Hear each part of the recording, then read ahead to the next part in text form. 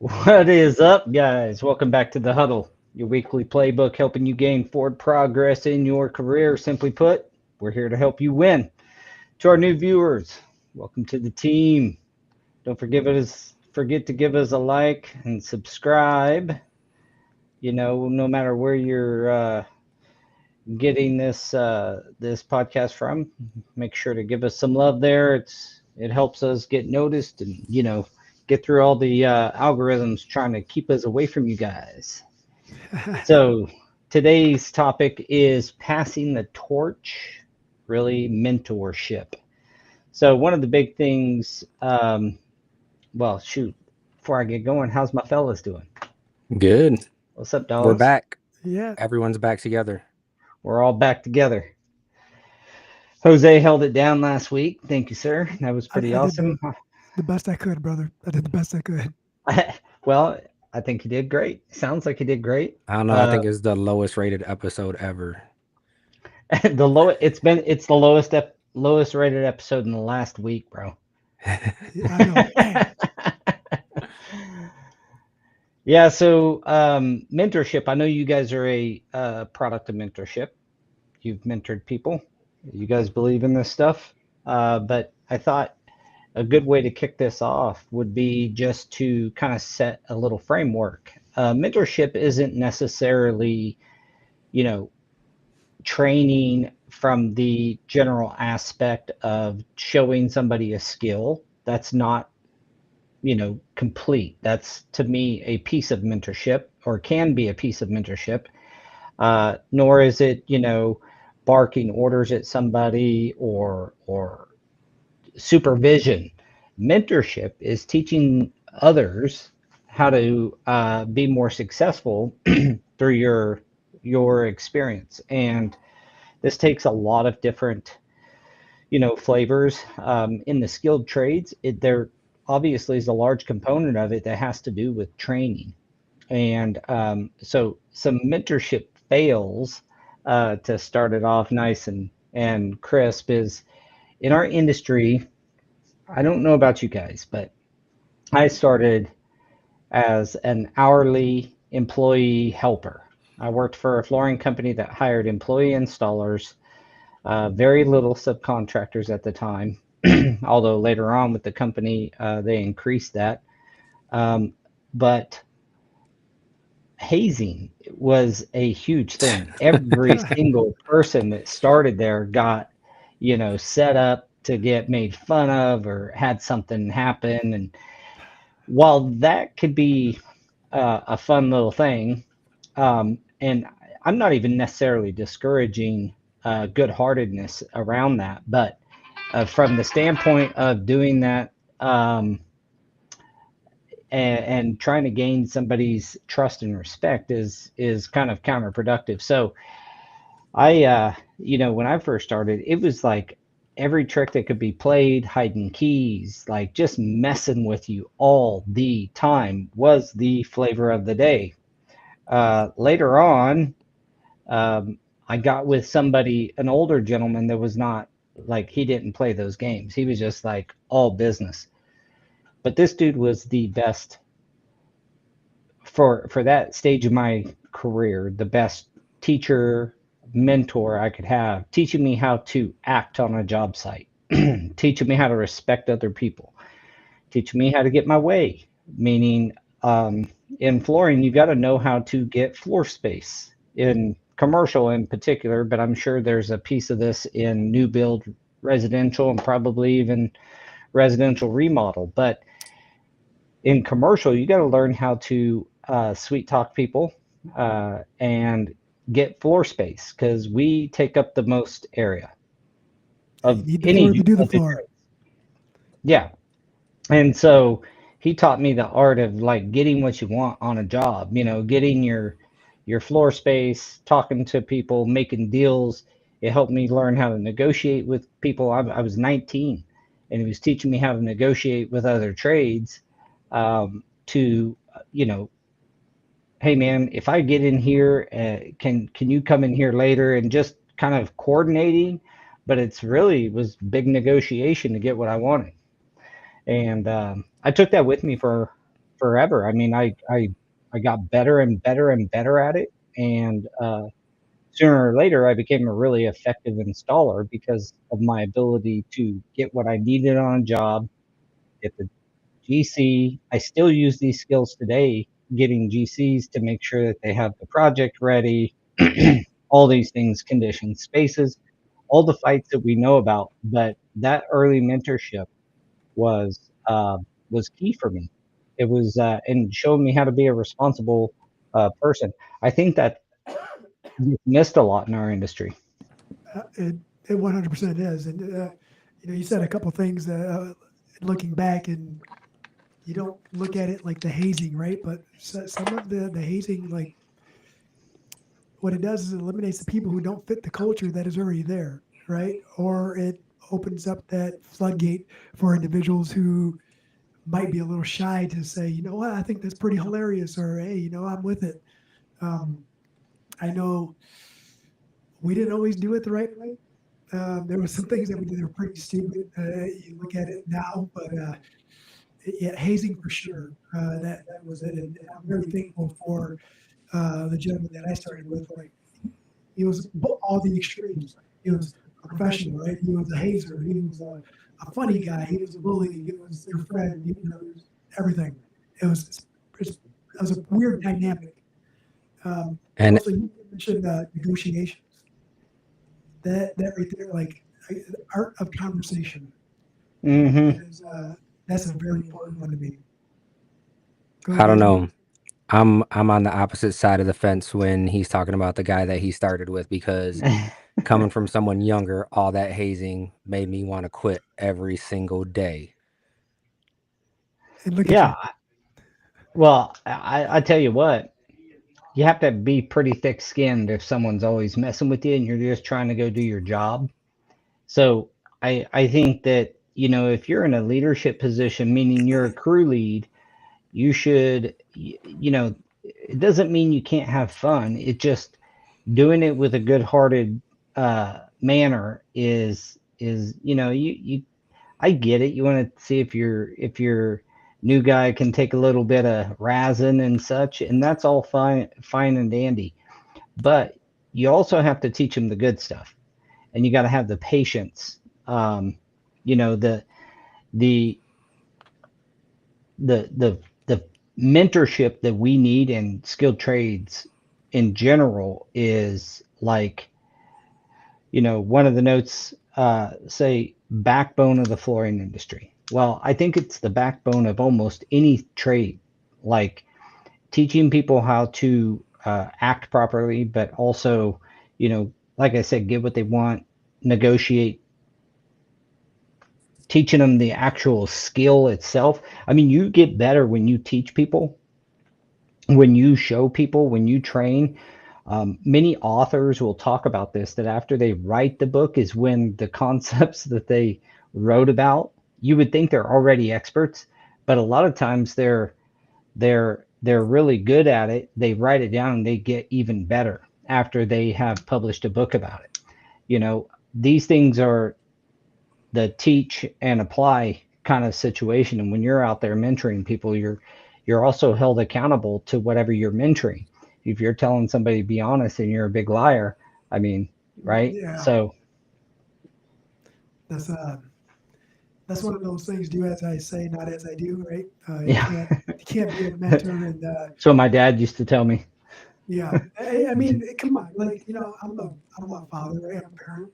It's someone that is true to an extent, right? You do as I say, not as I've done. I've done it all, so that way you don't have to. Still gonna do it. People are still gonna want to go their own way. Yeah.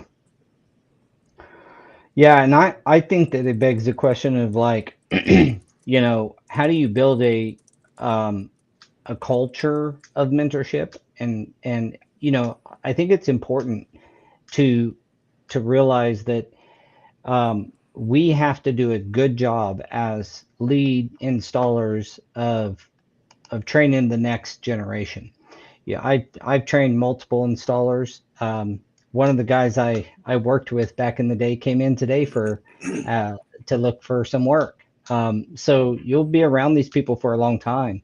One of the, it's my son, but it's still a great story of mentorship, was teaching him the flooring industry and how to interact with people and talk to people since he was 13 years old.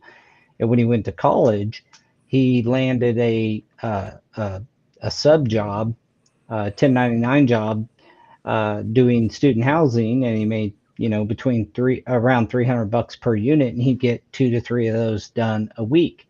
Well, that's pretty damn good money for a college kid. And Yeah. he could work on his own terms. From a time frame standpoint, they just wanted him to get a couple of them done a week, and as long as he was in that realm, he could go there when he needed to, around his class schedule. And you know that was a big help for him his freshman year of college. Yeah. And he's running our Kansas City division now, and now he's in the position where he's going to have to mentor people. And I think sometimes you just don't know that you're mentoring someone until later on when they're like, everything just finally clicks. Like working with this guy back in the day. And then, one of those things that still stands out in my head when I was angry because I felt like I was undervalued, right? And then that's when he said that it's like, if you only work like you're worth this much, that's all you're ever going to get. So it's not until you start, putting forth that effort. And I think that was around the time that my mindset started changing towards it's not just I only get paid, $15 an hour, so that's all I'm going to do. It's if I only work like that, that's all I'm ever going to get. That's all you'll ever get. Yeah, that's a very good point. A lot of guys think that way. I'm getting paid XYZ. That's what I'm going to perform to. If you perform to your pay, then what incentive does your lead or your boss or the owner of a company have to ever move you up? Like ever give you an increase? Because this is the huddle, we use a lot of you know sports analogies, football in particular. Uh, One thing that comes to mind is, you remember Devin Hester with the Chicago Bears? You Mm. guys I haven't remember heard him? that in a while. He was a return man, and a return man. I mean, extraordinaire. He was fantastic. Dante Hall with the Kansas City Chiefs was this way as well. They both wanted to, become wide receivers. Not be just because, obviously wide receivers you get more ball time, but hell of a lot different pay structure for a wide receiver than a punt returner or a kickoff return guy. Well, they both had to prove themselves in that position, go play the position before they got signed to that position. And it just makes me think, like, that's what we have to do in business and in the trade, is you have to do that extra. If you're a carpet guy and you start doing LVP, this is probably a really bad example, but um, if you're good enough to do it and you've taken some training, you just do it. And of course, I'm speaking from more of a out by the hour standpoint. But if you can show that you're worth more, then you will make more. But performing to your current level of pay is obviously just doesn't give much reason to pass that increase on. So that's a great point, Daniel. I want to add to that a little bit, and just so like some of the viewers out there understand that it is not just showing up at work and doing it right. It's you can go to work and do everything they ask, and that's it. But it's what you do at home in your own time is what you're doing to better yourself, uh, that shows at work. If you go home and practice a little bit, you improve for work, for the workforce, for your team.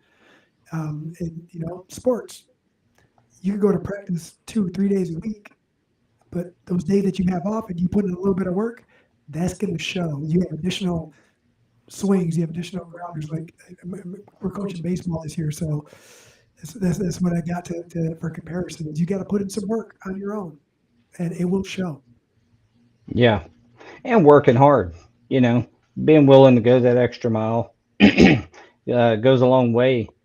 When you show you're interested, for the people who need mentorship, your responsibility is show that you're a sponge. show that you're willing to be taught, that you're coachable and you're trainable.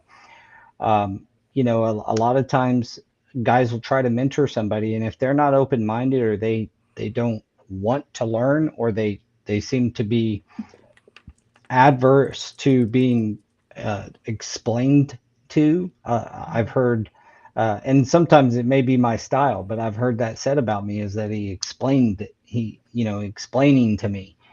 Well, sometimes that's part of mentorship, is teaching in different ways. Now, that could be a stylistic problem on my part, but at the end of the day, you, as the mentoree or mentee, Mentee. how Yeah. you would say that in the singular way, but um, you got to be coachable.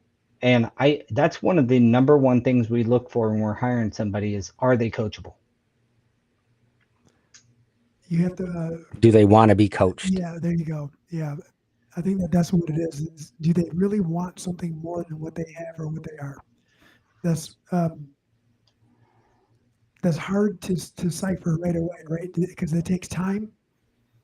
And over time, they show you, everyone does. Everyone shows you who they really are over time. And it's, you can pick up on, some of it here and there, but I don't think it's one of those things where the truth really comes out until time has passed. And sometimes time has passed with you not being present. There's a gap, and maybe you gave some advice, or maybe you said a couple things that really stuck, and a year, 2 years go by, you come back, you meet up, and you see the progress. Yeah, and from a from a position of not just thinking about yourself and what you're going to get out of it, if as a mentor, think Roland just said, there's no better feeling than mentoring somebody and then make it. There's a lot of guys that may have made livings because of what I taught them. Mhm. Um, that is a really good feeling, when you know that a man puts food on his table because of a skill that you were able to transfer over to him. That's how we have to look at it, is that you're building the next generation of leaders if you're an older guy, but you don't have to be old to mentor somebody. You just have to No. have something of value to offer to that person. I mean, there's a lot of things that you can learn from a mentee as a mentor as well, right? Because Yes. there's been, some of the guys that I've talked to, and they take what I say, and then they're like, man, I never heard it put that way before, but it's everyone has a different perspective. So it's that back and forth. And like, even you guys were talking about, seeing it afterwards, right? You're talking to them, and then one of the best things for me is when you don't have to say anything to them. They come to you with the questions, like, why do we do it like this? And it's like, let me explain why we do it, and then they lock that stuff in. Another cool thing about it is, um, that when we kind of hit on it earlier, but when you're showing somebody or you're teaching someone, and this, both of you guys, from teaching classes, that you've learned from the guys you're teaching something, like they'll do something, you're like, I've never seen it done that way, and you're like, shit, that's a great way to, let me try that next time. But you actually do learn, and you get better at what you're teaching as you're teaching it.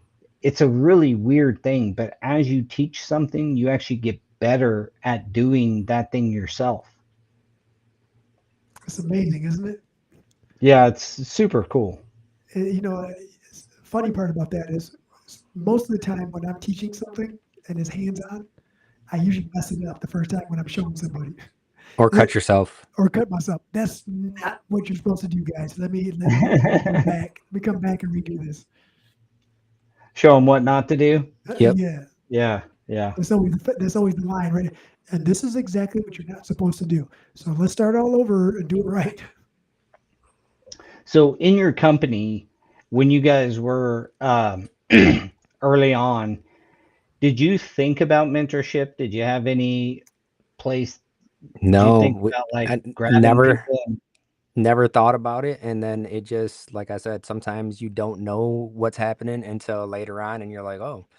I guess that kind of is. And that's why the same reason why we tell people that we were accidentally successful in what we do, right? It's everything has been happening by accident, and it just happened that we were doing the right thing without actually knowing it was the right thing at that time.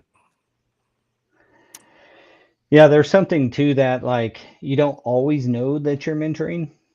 You're kind of you're kind of just showing people, but giving a good example is a form of mentorship. You don't this doesn't have to be a handshake arrangement, right? It's like, do the things, teach well, respect the other person, and think about what you're doing for that person, no matter who they are.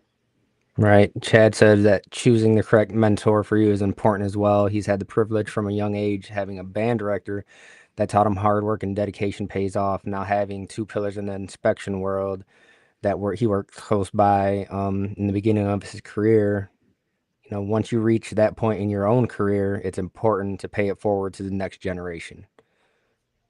And Yeah. 100%. And I'll still go back to he mentioned his band director, and one of my band directors passed away when I was in like 11th grade or something like that. And we did. I would sit in his office and we would just talk, and you don't realize some things until years later, when I look back and it's like those teachers that told me when I didn't think I was gonna amount to anything, and they pulled me to the side and was like, "Dude, you're smarter than you think you are." And me just being like, "Nah, dude, I'm just dumb." They're like, "No, yeah," and like the choices you're making are dumb, but you're not dumb. And that didn't resonate until years later when you look back at it and I was like, "Man, I was dumb because Yes, he I was. could have been somewhere else, but I mean, that's life, right? It takes you to where you need to go, not necessarily where you want to go sometimes." Well, we're glad you're here because you wouldn't be Yeah. sitting on this podcast right now helping others understand the importance of mentorship if you weren't. Yeah, it's I think we all probably have stories of like our teachers being our mentors or some form of that.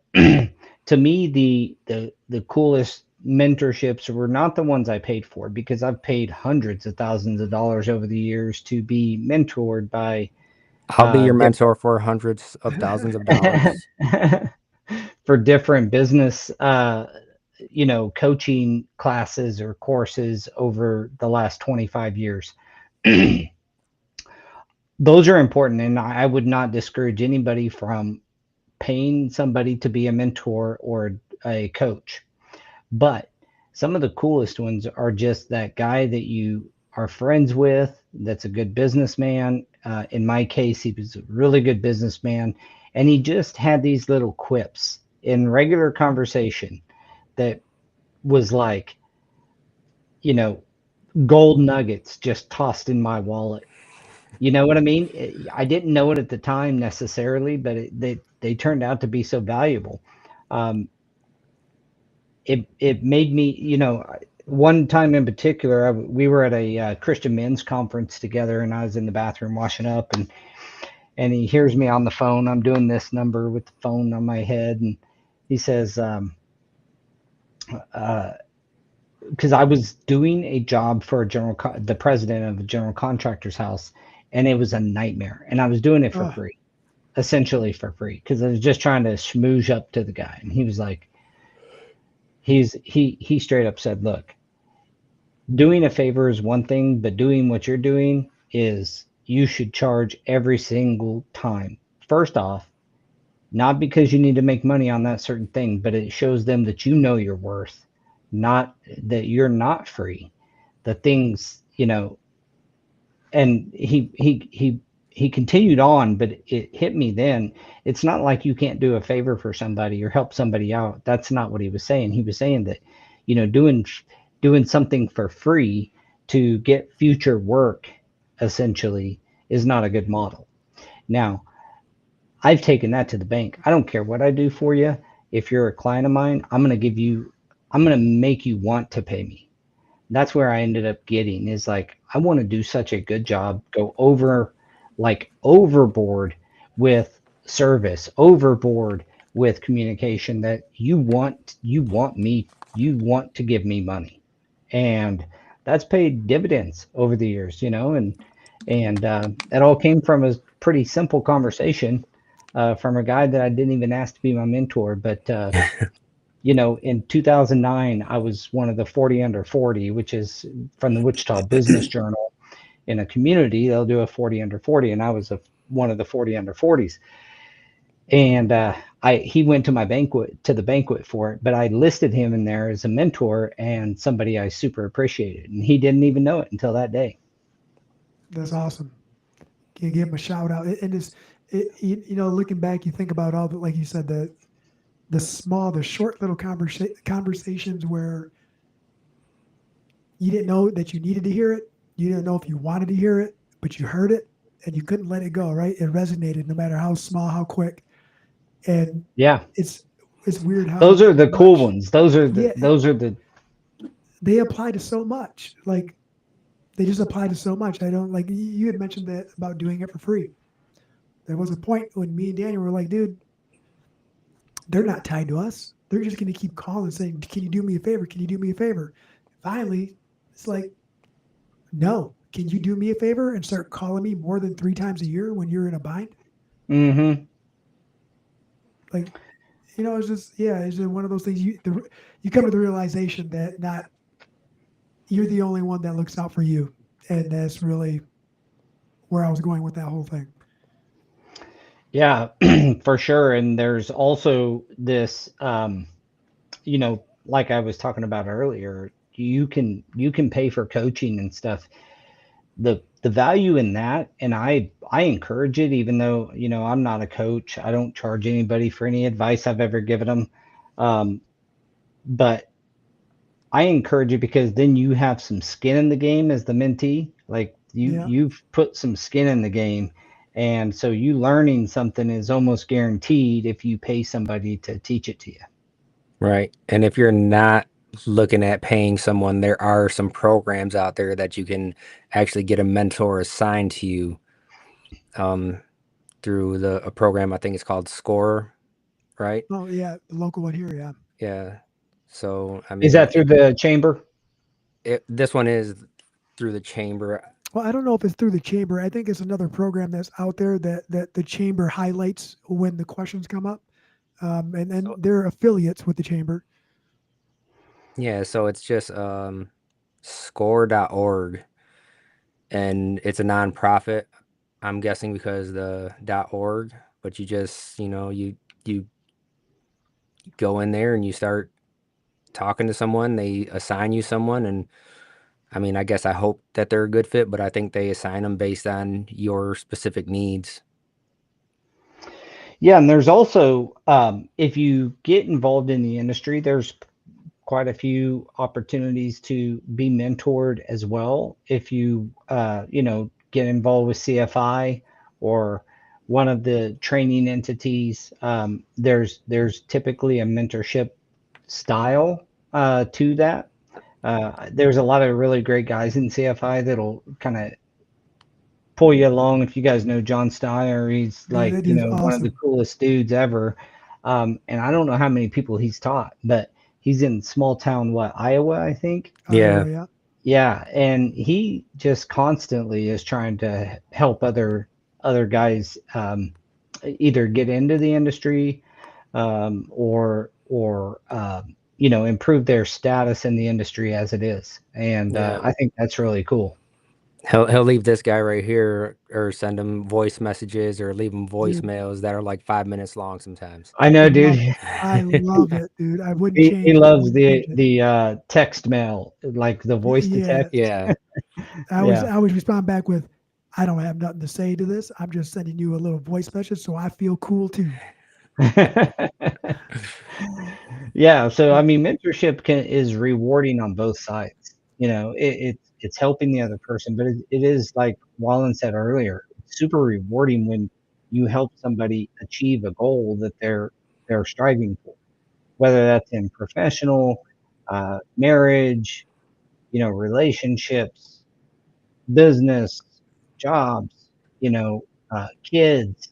God, oh, kids. Oh Uh, man, that's the tough one right now, and especially when you have different parenting style as your significant other, and then it's like they say something, and you're like, you know what? I'm not trying to be his best friend right now. I'm trying to be his parent, and like I said earlier, it's one of those things where he may not realize it right now, but in 15 years when he looks back on it and he remembers this moment, I'm fine with that. If he hates Yeah. me right now.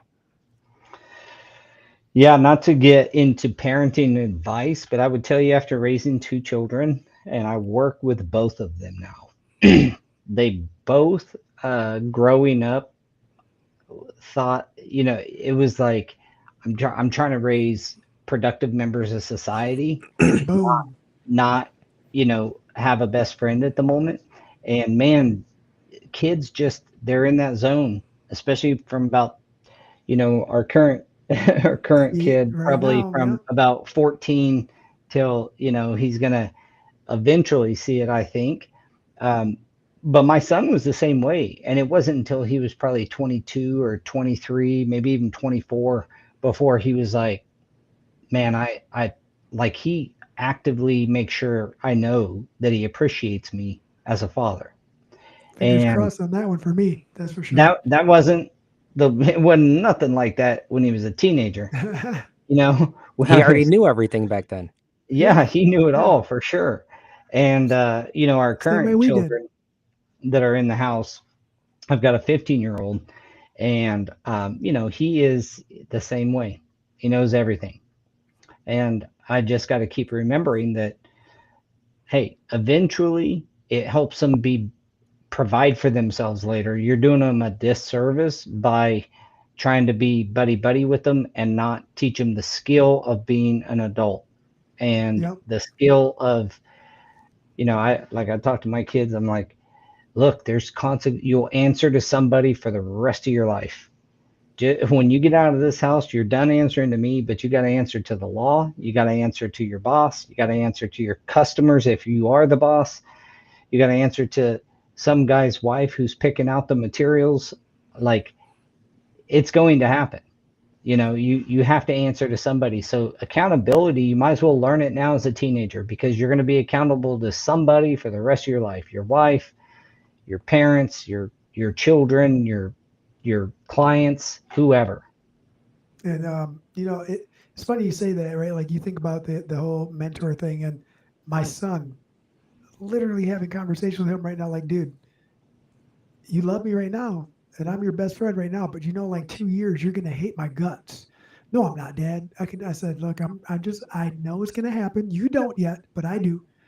I said, just know that when you hate me because of what I'm saying and what I'm doing it because I love you, and that's all you need to know. And he's a pretty good kid, but he Yeah, I does some mean, pretty dumb it, stuff. it it may not be the same, right, when you're mentoring someone else, meaning the love piece, but Yeah, it could be.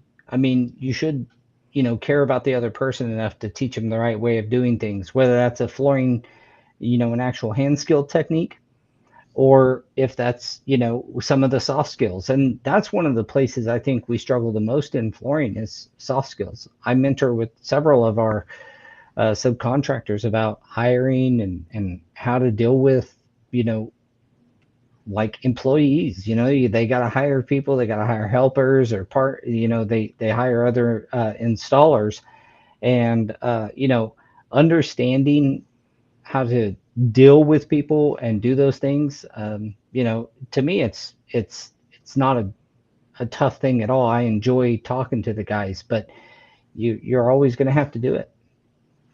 always. And everybody's a little bit different. I don't ever look at it. To me, I've never been a mentor. I'll be honest. I've never tried. Like the only thing I do is I give opinions to questions that are asked. That's all that I have to offer. And is dealing with like employees and people. Daniel has definitely helped me calm down a lot, and so has baby sister, right? Because you kind of they're two different people as well, but when they're both together, they both come to an agreement. It's a realization that I'm the odd one out. All right, let me change something. try to. And I think that goes with anybody in their group. As a group, you're all each other's mentor, right? Is that what it is? You're all learning from each other, and you evolve together. And I think that the flooring industry is doing that right now as well. And you got people like John, you got Daniel, you, myself. We're all out here trying to help someone by giving opinions and saying this is where I messed up. So inadvertently we're doing our best and accidentally mentoring maybe one person. Who knows? It's all it takes is one person. Yeah. Well, and again, I mean, just being on the podcast, when we first started this, I was nervous as I could be just to get in front of a camera.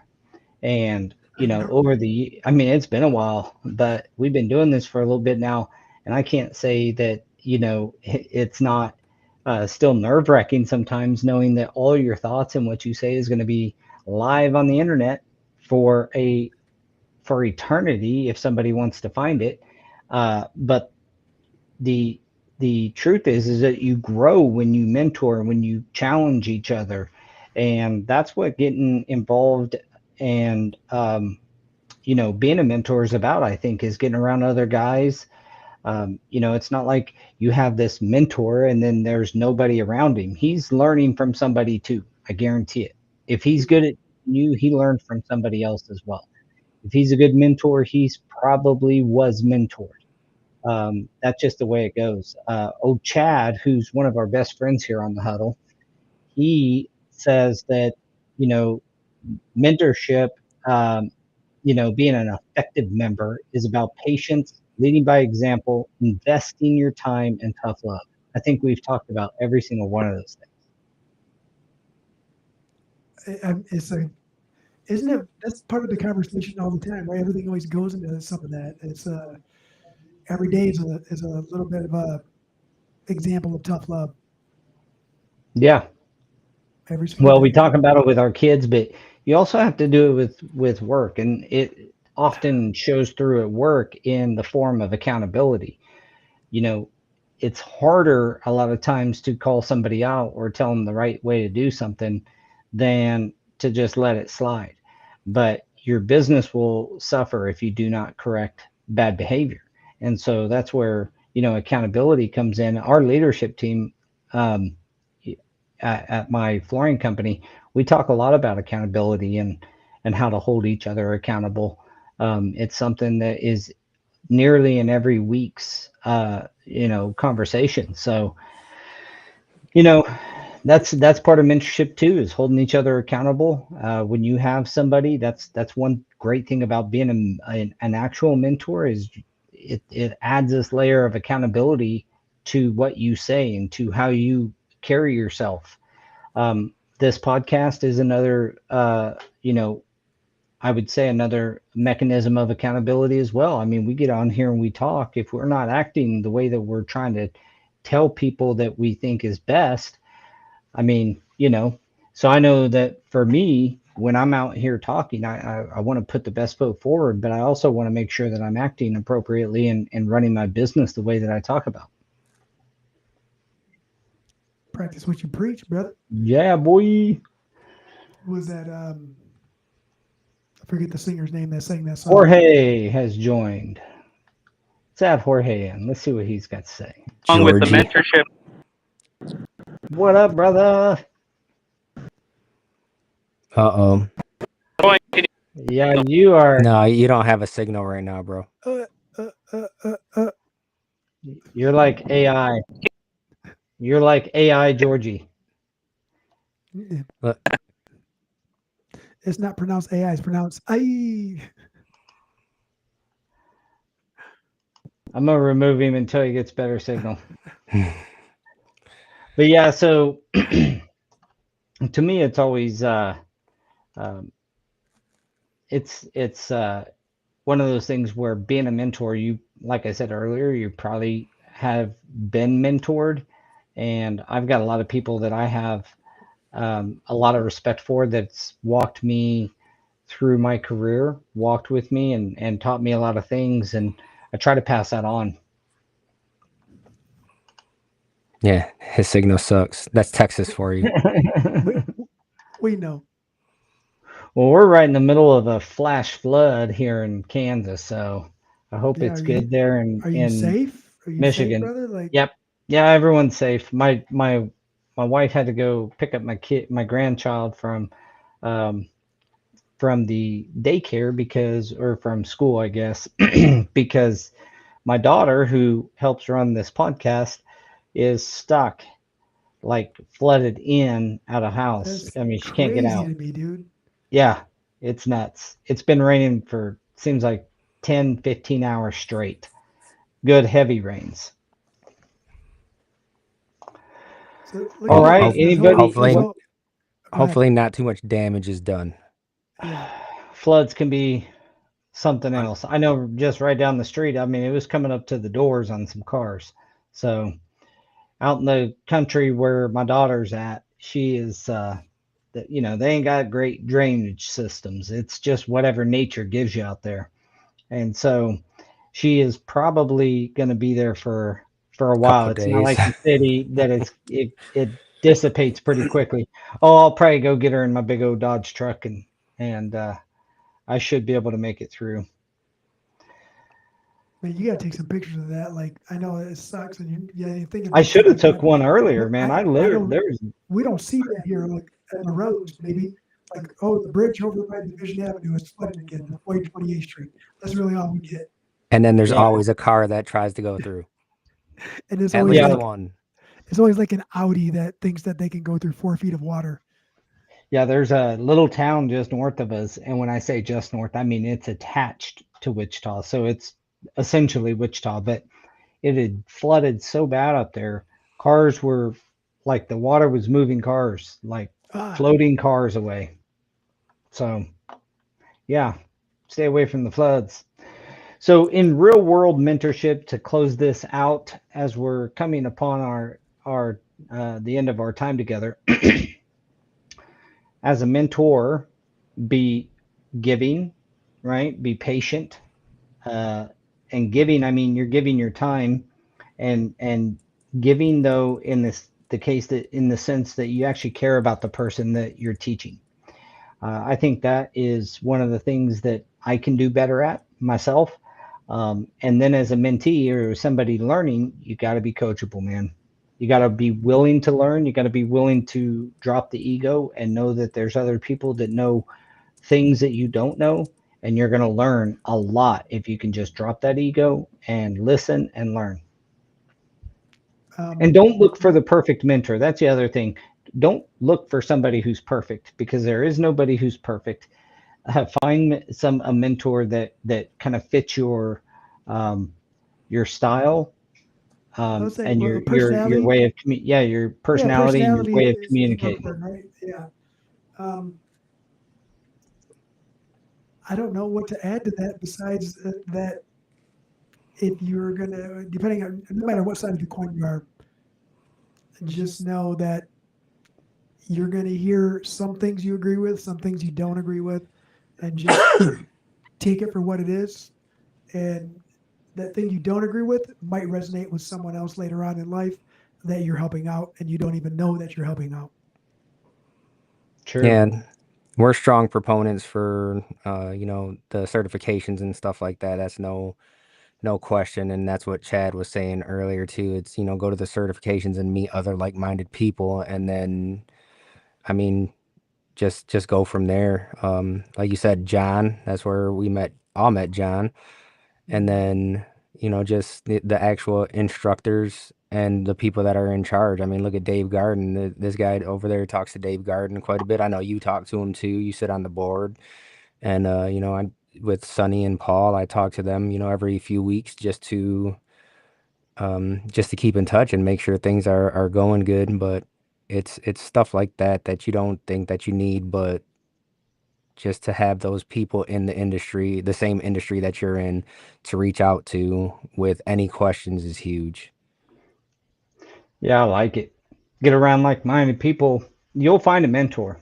In fact, a lot of times you just kind of get adopted. Like your Yeah, lost puppy, and they just gets kind of picked up. you don't. Sometimes it just happens on accident, right? Like Hmm. you So don't even know it. I know a few years ago at CFI convention, they had like assigned mentors. Like you showed up and you're like, oh, I was like, oh, Kelly is my mentor. I had no idea who Kelly was, and then I seen him and I was like, oh, I know you from Facebook. And then he's like, yeah, we're having this meeting right now. Come in here. And then he took me in the meeting, and then they shut the meeting down because I was in the meeting. Yeah. Hey, you know what? Your mentor was trying to break some rules for you. That's a good mentor. I'm trying to get you in the room. And that's what a good He got mentor will me in. do as well, get you in the room. All Gave right, you some guys. Well, toilet we water. are closing up, and I want to tell everybody thank you very much. We still have 10 minutes, but I personally just want to take a quick chance and tell the audience how much we appreciate your guys' participation. Your affluence for the huddle has been freaking awesome. We truly appreciate it. We love seeing you guys at conventions and gatherings. So make sure if you see us this year anywhere, come up and say hi. And heck, we're probably going to be shooting a podcast wherever we're at. So come jump on. Just a quick memento of my appreciation to everybody. It's been really awesome, and we're going to continue to grow the channel. We're going to continue to work hard. That's consistent. Some weeks we have zero comments.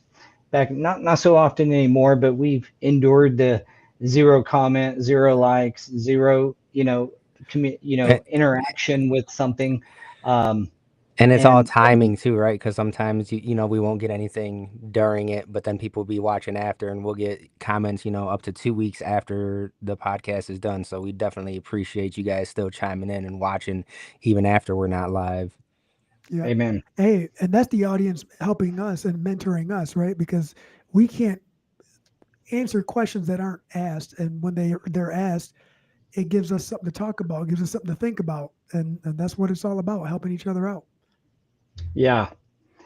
Yeah, I wouldn't have got to meet all the people. I'll tell you someone who is a friend. He's crazier than hell, but one of the guys that got me like just no matter where I was at, he was introducing me to someone. And when I first started getting involved with the industry, and I've been in the Dusty. flooring industry since I was 19 years old, but getting involved in the industry and then being an installer is two different things.